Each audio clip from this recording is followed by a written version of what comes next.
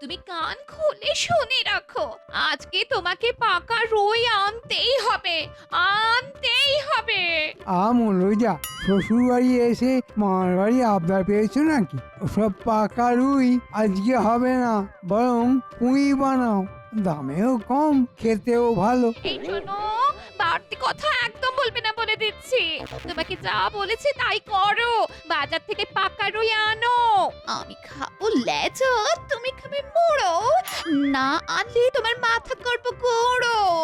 না না, আজকে ট্যাঙ্ক একেবারে ফাঁকা। ওই গোপালের জন্য রাজসভা থেকে কিছু সহাতেও পারছি না।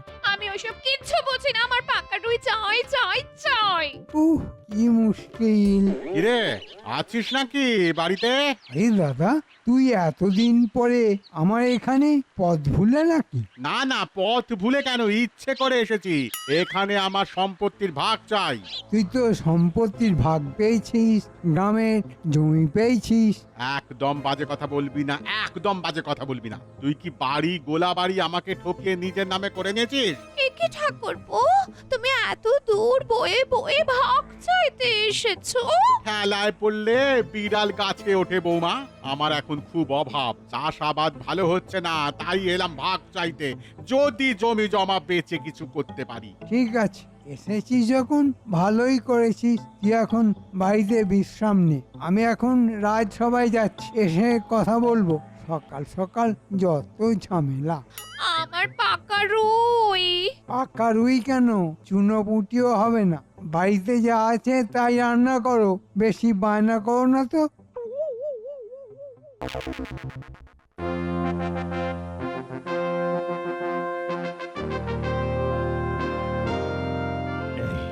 এই দেখো, এই চিত্রটা দেখো।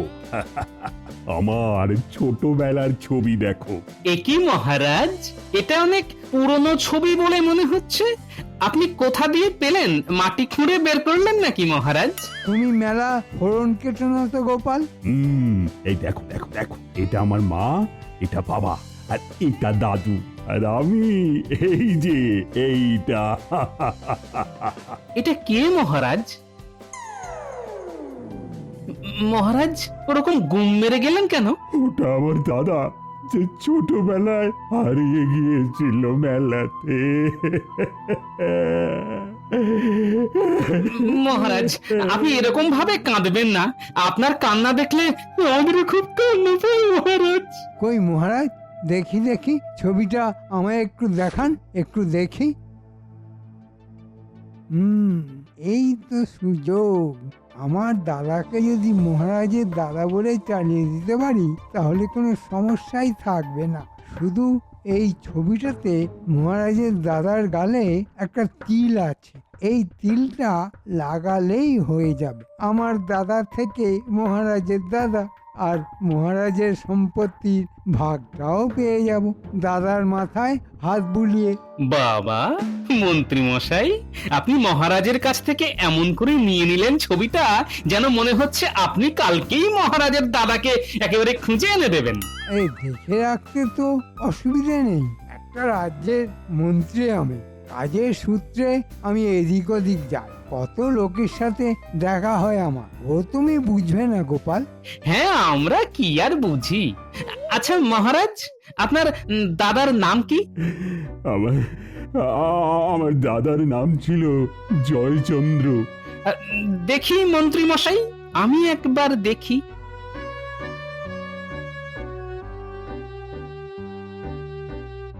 না মহারাজ, আমিও কোনোদিন আপনার দাদার মতো কোনো লোককে চোখে দেখেছি বলে তো মনে হচ্ছে না। দেখলেও বা চিনবে কি করে? এটা আমার দাদার অনেক ছোটবেলার ছবি। এখনো কি আর ওকে দেখতে এরকম আছে? দাদা মহারাজ আপনি ওরকম ভাবে কাঁদবেন না। দেখুন মহারাজ। হ্যাঁ মহারাজ, রাজার কান্না রাজ্যের অমঙ্গল ডেকে আনতে পারে, আপনি কাঁদবেন না।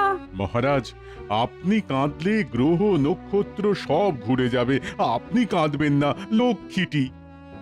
মহারাজ আপনার যদি ভাগ্যে থাকে তবে নিশ্চয়ই একদিন দাদার দেখা পাবেন। এখন এখন সবই ভগবান ভরসা।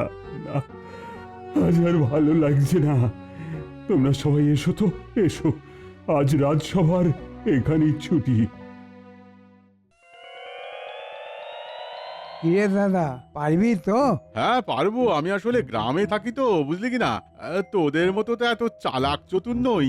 যদি কিছু একটা ভুল করে বসি। সেসব নিয়ে তুই কোনো চিন্তা ভাবনা করিস না, আমি তোকে সব শিখিয়ে পড়িয়ে নেব। তাহলে ঠিক আছে। আমাকে এখন একটু বেরোতে হবে। আমাদের এখানে একটা নামকরা যাত্রা দল আছে, ওদের কাছ থেকে কিছু সাজ পোশাক আর একটা নকল তিল আনতে হবে। মহারাজের দাদার গালে তিল ছিল। ঠিক আছে, তুই যা, আমি একটু বিশ্রাম করি।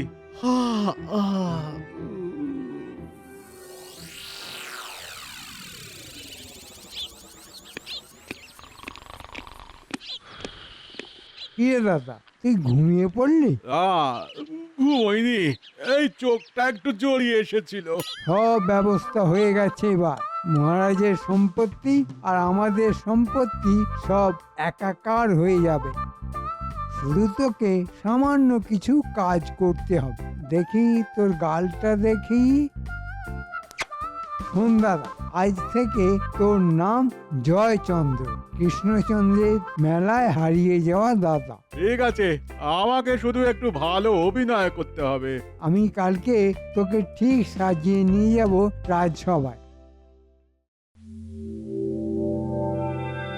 মহারাজ, রাজসভায় তো সবাই এসে গেছে, কিন্তু মন্ত্রী মশাই তো এখনো এলো না। মন্ত্রীর আবার পেট খারাপ হলো নাকি? এমনিতেই পেট পাতলা লোক। শুধু কি পেট, পুরো দেহটাই পাতলা। আহ, বাজে কথা বলো না তো। তুমি তো রোজই দেরি করে আসো। মন্ত্রী না হয় একটা দিন দেরি করে আসছে। মহারাজ, আমি এসে গেছি, আর সাথে কাকে নিয়ে এসেছি দেখুন। এ কি? এটা কি? মহারাজ, এই সেই আপনার হারিয়ে যাওয়া দাদা। অনেক খুঁজে খুঁজে কাল রাতে পাশের গ্রাম থেকে ধরে এনেছি। কালকে সারাদিন আমি গরু খোঁজার মতো খুঁজেছি। এ কি? আমার দাদা পাশের গ্রামেই ছিল, অথচ আমি জানি না। সত্যি তো একেবারে আমার দাদার মতো দেখতে। সেই তিল। হ্যাঁ, এই তো আমার দাদা। আরে কৃষ্ণ, আমি তো সেই তোর মেলায় হারিয়ে যাওয়া দাদা রে। হ্যাঁ, সেদিন মেলায় হারিয়ে গিয়েছিলাম, ওই যে জিলিপির দোকানের পাশ থেকে। তোদের কত খুঁজলাম, তবুও পেলাম না। তারপর একটা বাদাম ভাজার দোকানদার আমাকে তুলে নিয়ে যায় বহু দূরে। বছর খানেক হলো আমি পাশের গ্রামে এসেছি, বিয়ে করেছি ওই গ্রামেরই এক মেয়েকে। এ তো পুরো গল্পের গরু গাছে উঠে গেছে। মহারাজ, বুঝলেন তো, এটাই আপনার হারিয়ে যাওয়া দাদা। দাদা, তুমি পাশের গ্রামে কি বরাবর থাকো? না রে কৃষ্ণ, বছর খানেক হলো আমি এই গ্রামে থাকছি শ্বশুর বাড়িতে। আমার তো সব থেকেও কিছু ছিল না, বাড়ি ঘর রাজ্যপাট কিছুই তো ছিল না। আর চিন্তা নেই দাদা, এবার আমরা একসাথে থাকবো। কি গোপাল, দেখতে পাচ্ছ তো, সারাদিন খেয়ে খেয়ে ভুঁড়ি বাড়ালে হয় না, একটু খাটতে শেখো, বুঝলে? একটু খাটো। আজকের মতো সবাই এখানে শেষ হলো। সবাই আজকে এসো তো, এসো। যথাজ্ঞা মহারাজ। দাদা, তুই আমার সাথে ঘরে আয়। চল চল কৃষ্ণ, চল।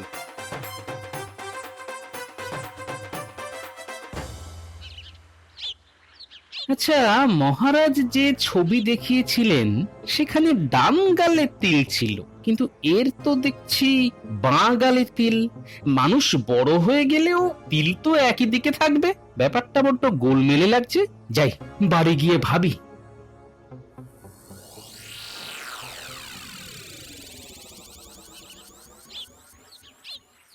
কি গো, তখন থেকে তুমি ওরকম পাগলের মতো ঘুর ঘুর করছো কেন? গিন্নি, আমার মাথাটা ঘুরে গেছে গিন্নি। কি যাতা কথা বলছো? এসো খেতে বসো, মাথা ঠান্ডা করে ভাবো কি ভাবছো। আচ্ছা গিন্নি, তুমি একটা কথা বলো তো, বলছি বয়স বেড়ে গেলে কি শরীরে তিলের জায়গা বদলে যায়? মানে মানে আজকে ধরো তোমার বাগালে তিল আছে, তা 30-40 বছর পরে কি তোমার ওই তিলটা ডান গালে হয়ে যেতে পারে? কি বোকা বোকা কথা বলছো? তিলের আবার হাত পা আছে নাকি যে যেখানে সেখানে চলে যাবে? হ্যাঁ? হ্যাঁ, সেটাই হলো ব্যাপার।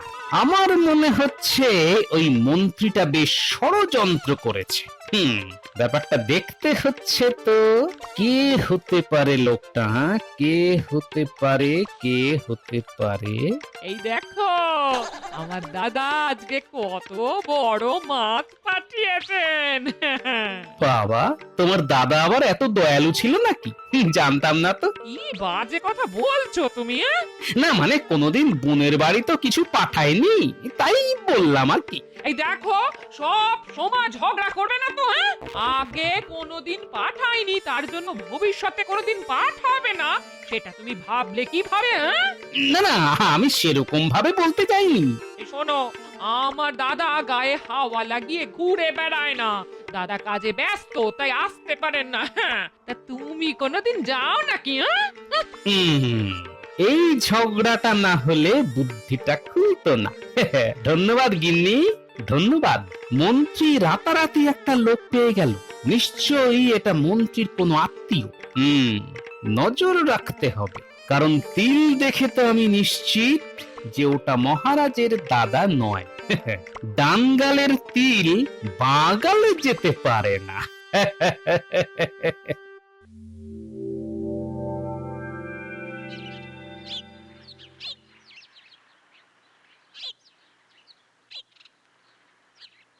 কি রাজসভা শেষ হয়ে গেছে, এখন মন্ত্রী মশাই আর ওই লোকটা কি এত প্রাণের কথা বলছে? না না, একটু ব্যাপারটা লক্ষ্য রাখতে হবে মনে হচ্ছে। ব্যাপারটা বেশ সন্দেহজনক মনে হচ্ছে। মহারাজের এই নতুন দাদা আর মন্ত্রী দুজনে কোথায় যাচ্ছে, একটু পিছু নিয়ে দেখি তো। দাদা শোন, এই সুযোগ, মহারাজ তোকে একেবারে নিজের দাদা ভেবে নিয়েছেন, আর কোনো ভয় নেই। বল ভাই, এখন কি করতে হবে সেটা বল। তোকে বিশেষ কিছু করতে হবে না।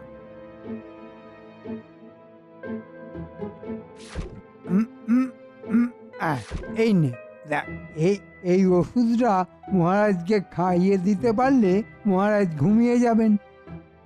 আর এই সুযোগে চাবি নিয়ে নেব আর রাজকোষ ফাঁকা করে দেব, শুধু একটা সুযোগের অপেক্ষা। আরে আমি তো রাজবাড়ির লোক, যেখানে সেখানে যখন তখন ঘোরাঘুরি করতে পারবো, তাই মনে হচ্ছে কাজটা আমার খুব তাড়াতাড়ি হয়ে যাবে। মন্ত্রী মশাই, আমি আপনাকে সুযোগ দেব।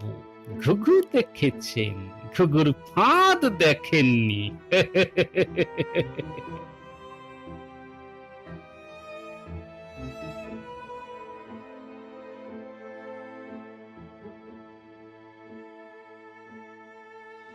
মহারাজ, আপনার দাদা তো ফিরে এলো, তার জন্য আমাদের একটা ভুরি ভোজ পাওনা আছে যে।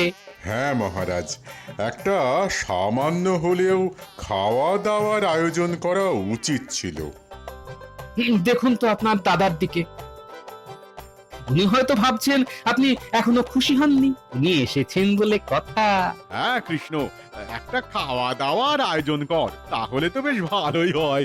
সেই ছোটবেলায় ভালো মন্দ খেতাম, অনেক দিন ভালো মন্দ না খেয়ে খেয়ে না পেটে একেবারে চড়া পড়ে গেছে।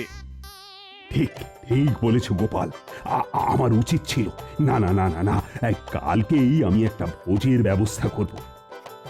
কি দাদা, খুশি তো? হ্যাঁ হ্যাঁ, খুব খুব খুশি, খুব।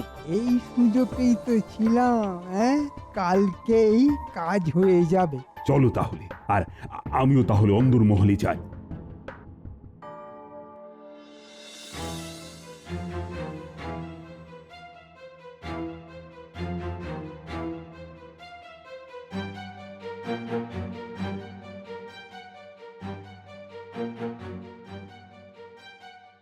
দুজনে একসাথে বেরিয়ে গেল। এবার আলোচনা হবে, ফন্দি হবে।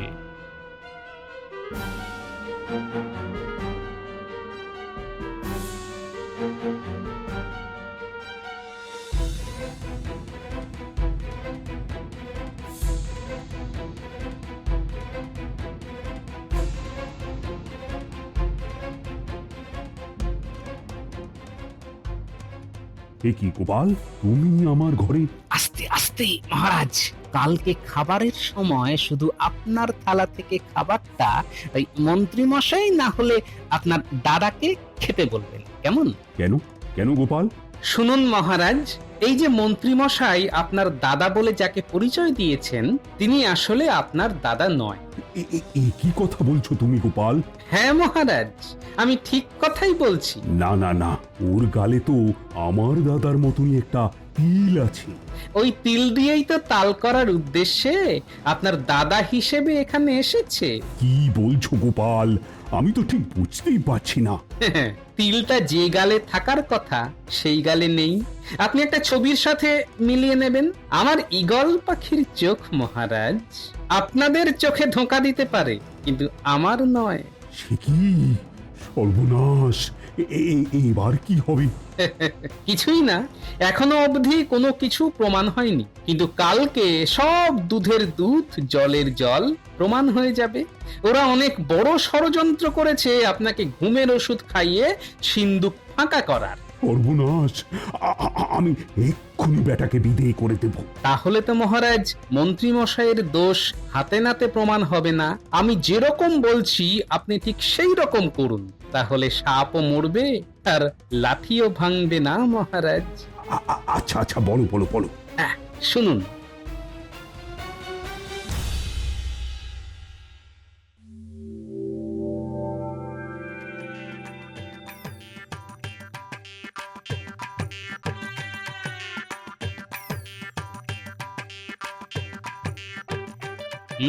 ঠিক যা ভেবেছিলাম, মন্ত্রী আর তার দাদা একেবারে রান্নাঘরের সামনেই ঘোরাঘুরি করছে। আরে ঠাকুর, তোমাকে কখন থেকে খুঁজছি। এখানে আবার গোপাল কি করছে? আরে চলো চলো, তোমাকে মহারাজ ডাকছেন। ও চলো চলো চলো গোপাল দাদা, চলো।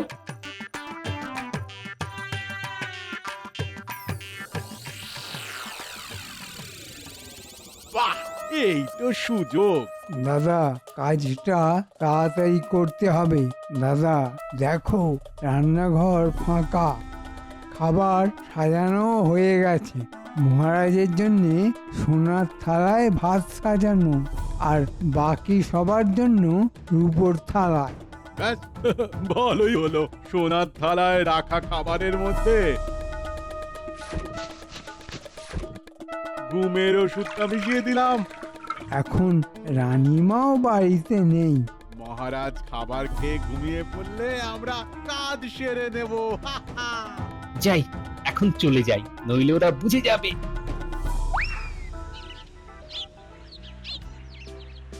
মহারাজ, তাহলে খাওয়া শুরু করি? হ্যাঁ হ্যাঁ হ্যাঁ হ্যাঁ, শুরু করো।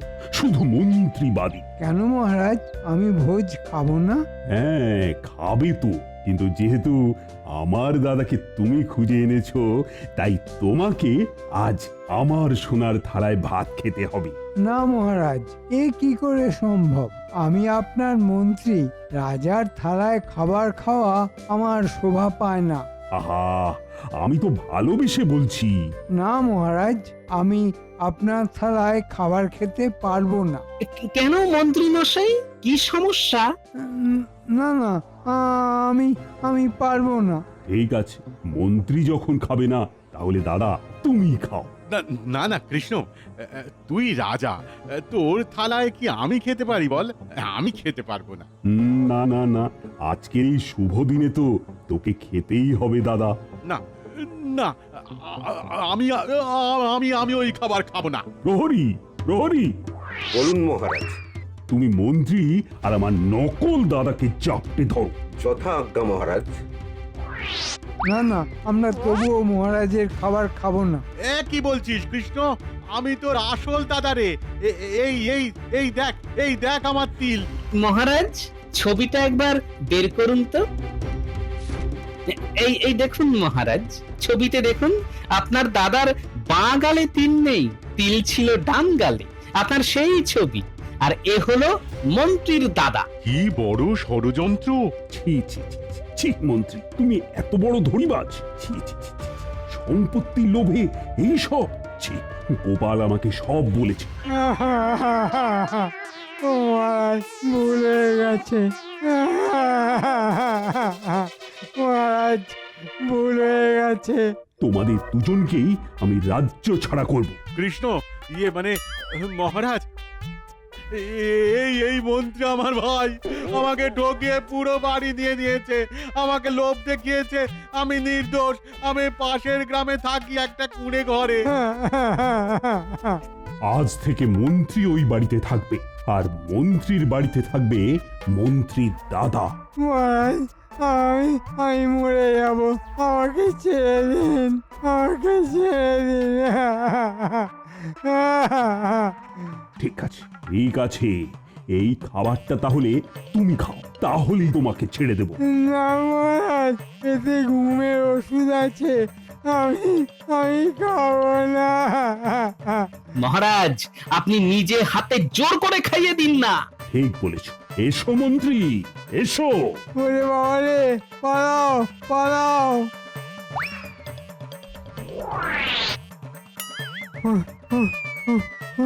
ওরে বাবা রে, পালাও পালাও। ওরে বাবা রে, পালাও পালাও।